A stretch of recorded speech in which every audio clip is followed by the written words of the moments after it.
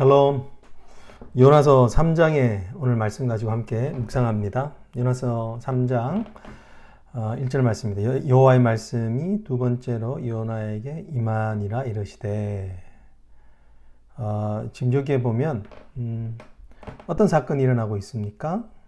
여호와의 말씀이 임하고 있는 사건을 보게 되죠. 여러분, 요나서의 이야기의 특징 중에 하나는 뭐냐면 항상 여호와의 말씀이 일어날 때 요나는 새로운 국면으로 옮겨가게 된다는 것입니다. 하나님의 말씀이 요나를 이끌어가는 것을 가장 명확하게 보여주고 있는 사건입니다. 선지자의 정의가 그것입니다. 하나님의 마우스피스, 하나님의 말씀을 전하는 자입니다. 말씀을 전하기 전에 반드시 일어나는 일은 뭐냐면 하나님의 말씀이 임하는 것입니다. 오늘 이 말씀을 좀 쉽게 말하면 하나님의 말씀이 우리 삶의 내비게이션이라는 겁니다. 간단한 적용을 해본다면 나는 무엇에 이끌려가고 있는가라는 겁니다. 사람들은 어쩌면 주도적인 존재라고 할 수 없습니다. 상황과 환경에 의해서 이끌려가는 것이죠. 우리의 삶을 가만히 보면 나를 이끌어가는 이유와 목적이 있죠. 동기가 있습니다. 아이가 아프면 갑작스럽게 아이가 아프게 되면 병원으로 가야 되죠. 병원으로 가는 이유가 뭔가요? 건강에 문제가 있기 때문에, 필요가 있기 때문입니다. 우리의 삶을 이끌어가는 단순한 차원에서의 그런 것보다 더 영적인 부분에서도 사실 우리의 삶을 이끌어가는 것이 있습니다. 시편 말씀에 주의 말씀은 내 발의 등이요 내 길의 빛이시니다라고 말하고 있죠. 오늘 우리의 삶을 이끌어가는 것이 무엇인가? 우리가 말씀에 이끌려져 갈 때 우리의 삶은 새로워지는 겁니다. 여러분, 인본주의적인 특징, 긍정적인 마인드의 가장 큰 특징은 내 내면에서 새로운 일을 하기를 시작하라라고 이야기를 하는 겁니다. 근데 우리가 살아서 알지만 내 내면에서 뭔가를 시작한다는 것이 쉽지 않은 것을 보게 되죠. 동기가 필요합니다. 촉진제가 필요합니다. 내가 오늘 넘어졌지만 다시 일어날 힘이 필요합니다. 그것은 외부에서 오는 것입니다. 오늘 내가 말씀을 묵상하면 말씀이 나를 이끌어갑니다. 내가 말씀을 지키면 말씀은 나를 보호해 줍니다. 오늘 요나는 실제적으로 물고기의 속에서 뱉음을 당해서 나왔지만 어떤 학자들은 이 본문은 약 1년의 시간이 지났다라고 하는 본문 학자들도 있습니다. 그러니까 어려울 때 사실은 구원을 받고 하나님의 정말 놀라운 은혜를 체험했지만 인간은 늘 다시 중력의 법칙처럼 또다시 우리 예생활로 돌아져 가는 경우가 많은 것입니다. 의사들이 간혹 이제 장기 이식을 하는 그런 의사들이 있죠. 뭐 신장을 이식하기도 하고 간을 새롭게 이식하기도 하고 심지어는 심장을 이식하는 그런 아주 중대한 수술이 있죠. 그런데 여러분, 그런 일들 중에서 참 기가 막힌 건 뭐냐면 그런 수술을 받고 나면 사람들이 완전히 새로운 삶이 된다는 겁니다. 그런데 시간이 얼마 지나지 않아서 옛날의 습관과 식습관이나 생활의 양태들을 바꾸지 않아서 또다시 똑같은 모양으로 장기들이 망가져서 오는 경우가 많다는 거예요. 할렐루야 기도원을, 그 포천에 있었던 할렐루야 기도원 근처에서 제가 분성을 했는데 거기에 물도로 자주 갔었습니다. 그런데 거기서도 보면 고침과 나음을 입었지만 또다시 돌아와서 동일한 그 예전의 형편보다 더 심한 가운데 떨어지는 사람들이 있다는 거예요. 똑같은 그런 어떤 더 심한 망가짐으로, 인생의 망가짐을 찾아오는 사람들이 있다는 거예요. 그러니까 자신의 삶을 이끌어가는 것이 여전히 자신인 겁니다. 오늘 여호와의 말씀이 두 번째 요나에게 임하니라. 여러분, 하나님의 말씀이 우리 삶 가운데 임할 때 하나님의 말씀이 들려져야 우리가 사는 것입니다. 그것만큼 더 중요한 것은 무엇이냐면 요나는 첫 번째 말씀이 임했을 때는 피했습니다. 근데 이번에 어떤가요? 니느웨 성으로 가죠. 어쨌든 갑니다.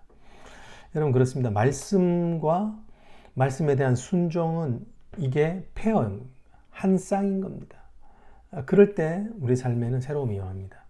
하나님의 말씀이 임하지만 말씀이 깨달아지는 것이 우리 삶에서 효과와 열매를 맺지 못하는 것은 말씀을 따르지 않기 때문인 거죠. 자, 2절 한번 보십시다. 일어나 저 큰 성읍 니느웨로 가서 내가 내게 명한 바를 그들에게 선포하라 하신지라. 이 동일한 말씀을 하고 있어요. 여러분, 하나님의 말씀 처음에도 요나에게 뭐라고 했냐면 일어나 저 큰 성읍 니느웨로 가서 그 성읍의 against에서 외치라라고 하신 말씀이었어요. 그때 하나님께서 더 구체적인 그들의 큰 악이 상달하였으며 그 악에 대해서 외치라라고 하신 하나님의 심판의 선포를 말씀하신 겁니다. 여러분, 하나님의 말씀은 어떻게 보면 똑같은 말씀처럼 보입니다. 그죠? 근데 중요한 것은 그 말씀의 속에 있는 하나님의 진의를 아는 것입니다. 죄송하지만 여기에 보면 요나는요, 뒤에 가보면 건성으로 전하잖아요. 또 전하는 내용이 뭐냐면 회개하라 그러면 너희가 하나님께로 돌아오라 그리하면 하나님께서 너를 용서하시라, 이것도 아니었어요. 40일 안에 이 성이 망한다고 하는 하나님의 심판과 공의만 전했어요.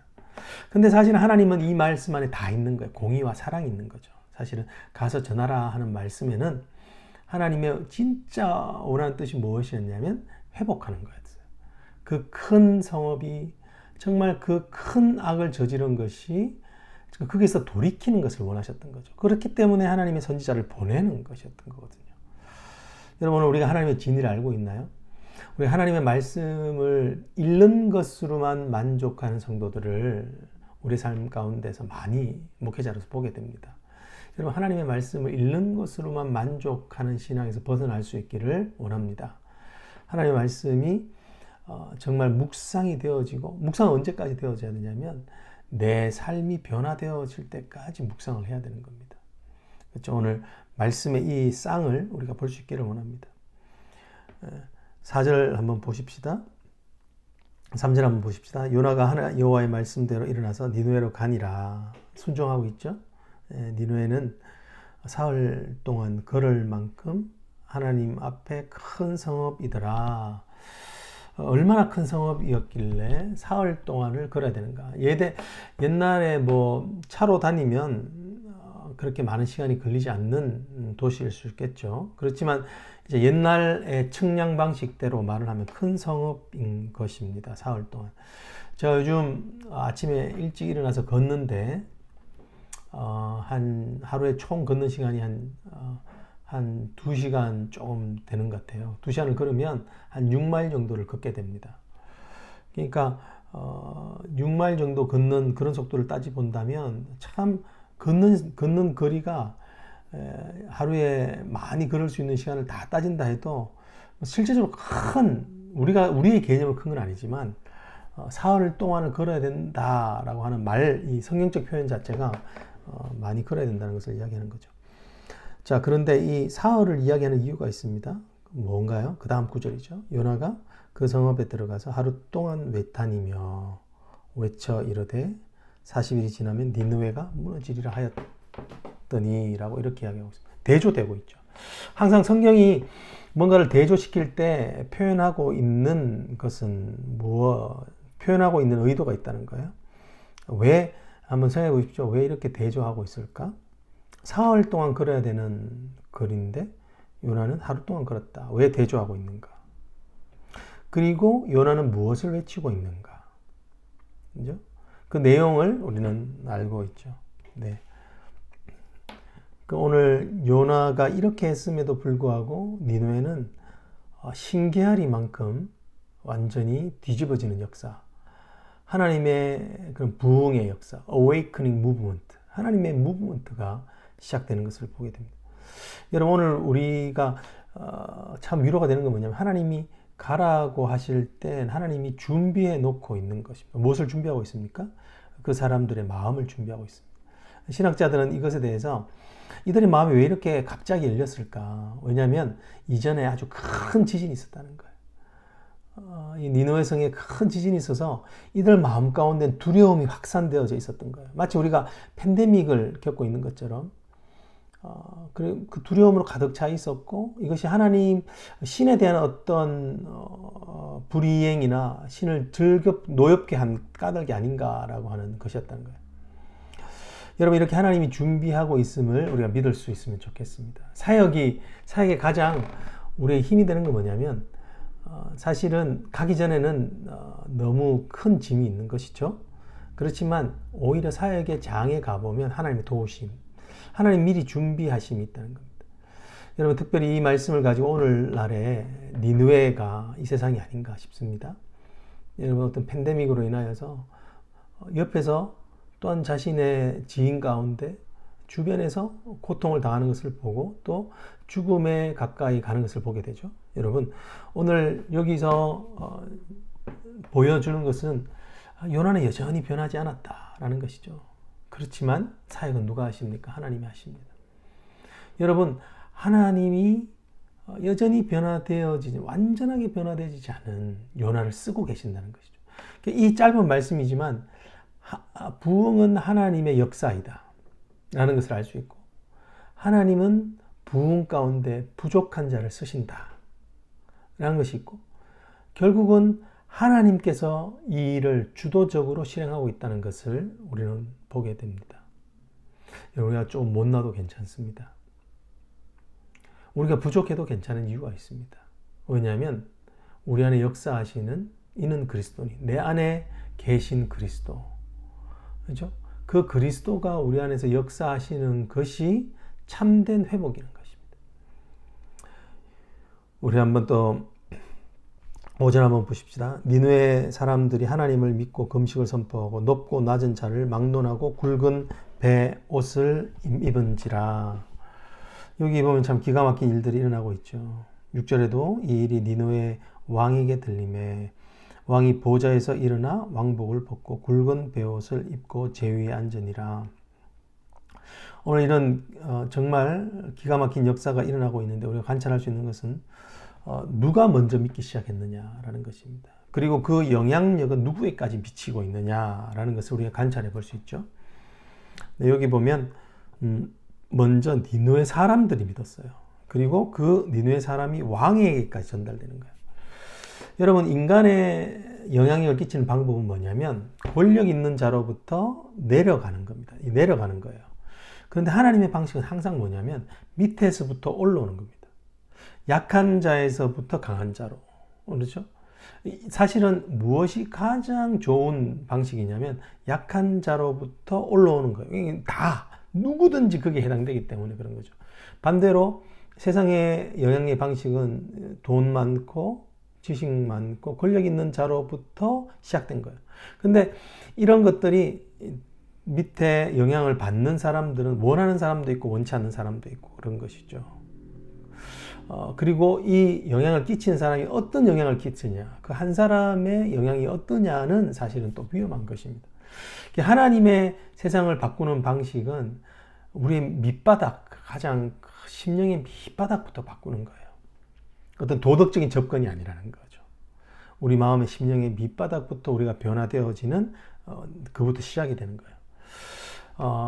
여러분, 오늘 우리가 참 세상에서 보기엔 부족한 자들 같습니다. 근데 우리가 하나님의 말씀에 순종하고 반응하기 시작하면 우리를 통하여서 이 하나님의 영향력이 세상의 높은 자리에까지, 정부에게 또 세상에 첨예한 세상적인 가치관과 세속적인 추구를 하고 있는 사람에게도 영향을 끼치게 되는 거예요. 우리는 그런 존재일지 몰라도 그런 영향이 있는. 여러분, 좀 우리가 기억하기를 원하는 것은 우리 삶에 좀 이제는 세상에 영향력을 끼치는 크리스찬이 되었으면 좋겠습니다. 여러분, 우리가 하나님의 말씀에 사로잡히고 하나님의 말씀이 우리 삶의 기준이 될 때 우리는 거룩이 우리의 가장 큰 경쟁력이 되는 것입니다. 우리가 하나님의 말씀을 따르기 때문에 그 말씀 자체가 영광로와 같고 큰 용사와 같고 선진국의 어떤 가공할 만한 그런 어떤 큰 무기와 같은 말씀이기 때문에 그 말씀이 세상을 변하게 하는 줄 믿습니다. 오늘 요나가 그 성읍에 들어가서 하루 동안 외치며 무너지려 하고 했지만 이 성의 없는 결과에도 니느웨 사람들이 하나님을 믿고 금식을 선포하고 심지어는 왕도 보좌에서 일어나. 이 말이 여러분 그렇습니다. 권세를 누리는 자, 권세를 누리는 것에서 내려오는 거예요. 그죠? 왕복을 벗고. 이 신기하지 않나요? 그러니까 참된 회개는 뭐냐면 내 위에 왕이 있는 것을 인정하는 거예요. 내가 왕인데 어떻게 내가 왕복을 입고 있겠습니까? 다윗이 언약궤가 올 때에 그가 베옷을 입고 춤을 췄다고 그러죠. 비슷한 베옷인지는 모르겠습니다만은 그 하나님 앞에서 어린 아이가 되는 것입니다. 팀 켈러가 지은 부활을 말하다의 책에 보면 우리의 삶이 부활의 삶을 사는 가장 큰 동력은 뭐냐면 우리가 하나님의 사랑에 대하여 반응하는 거라는 거예요. 하나님이 얼마나 나를 사랑하신지를 알면 내 죄를 회개하게끔 되어 있는 거라고 이렇게 언급하는 것을 볼 수 있었습니다. 그렇습니다. 오늘 하나님이 왕임이 선포되니까 왕이 어떤 일을 하고 있나요? 내 안에 베옷을 입고 왕은 보좌에서 일어나 왕복을 벗고, 그죠? 죄를 뿌리고 하는. 이게 사실은 회개의 가장 아름다운 백미라고 할 수 있는 것 같습니다. 내가 붙들고 살고 있는 이 왕자가 있는 거죠. 근데 이게 회개를 하게 되면 하나님 말씀이 임하면 우리가 그것을 내려놓는 거예요. 여러분, 내가 오늘 하나님 말고 이것 없으면 죽겠다 싶은 게 뭘까요? 내가 정말 렌트비를 못 내면 내 인생이 힘들어지니까 나는 렌트비를 낼 수 있는 최소한의 돈 정도 있어야 돼. 여러분, 이건 당연한 이야기 같지만 사실은 그것조차도 하나님 앞에 내려놓을 수 있어야 하지 않을까요? 왜냐하면 하나님의 공급하심으로, 그것보다도 더 중요한 게 하나님이고 하나님의 공급하심으로 사는 것이 크리스찬이기 때문에 그런 거죠. 내가 붙들고 사는 것이 무엇인지, 내 왕자는 무엇인지 한번 돌이켜봤으면 좋겠습니다. 7절 말씀입니다. 왕과 그의 대신들이 조서를 내려 니느웨에 선포하여 이르되 사람이나 짐승이나 소떼나 양떼나 아무것도 입에 대지 말지니 곧 먹지도 말 것이요 물도 마시지 말 것이며 사람이든지 짐승이든지 다 굵은 베옷을 입을 것이요 힘써 하나님께 부르짖을 것이며 각기 악한 길과 손으로 행한 강포에서 떠날 것이라. 여러분, 오늘 여기 이들이 결단하고 있는 것들은 하나님께 부르짖으며 라고 이야기를 하고 있고, 그죠? 아무것도 먹지 말라고 금식을 선포하고 있는 모습이 보이죠.